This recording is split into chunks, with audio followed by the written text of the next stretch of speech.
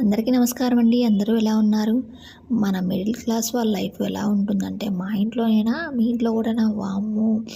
వీళ్ళకి అన్నీ వండి పెట్టాలండి. కానీ ఆయిల్ మాత్రం వారం పైనే రావాలి. నాకు మాత్రం 1 కేజీ ఆయిలు కంపల్సరీ ఒక వారం మాత్రమే వస్తుంది. కానీ మా వారు మాత్రం 10 రోజులు 20 రోజులు రావాలంట 1 కేజీ ఆయిల్. లేచినప్పటి నుంచి ఎన్ని కూరలు వండుతున్నామండి. పిల్లల బాక్సులని, ఇంట్లో వంటలని, మళ్ళీ చికెన్ తెచ్చినా, మటన్ తెచ్చినా ఏదైనా ఇలాంటివి.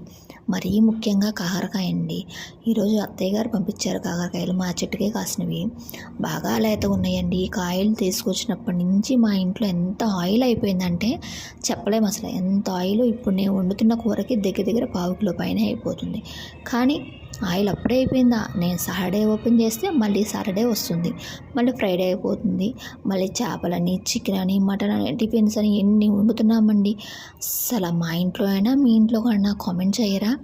ఎంతో జాగ్రత్తగా ఎంతో పొదుపుగా వాడితేనే వారం వస్తుంది. ఎట్లా పడితే అట్లా వాడిన వాళ్ళకి ఎన్ని రోజులు వస్తుంది? మీకైతే సుమారు మీ ఇంట్లో ఆయిల్ ఎన్ని రోజులు వస్తుంది? కామెంట్ చేయండి అబ్బా.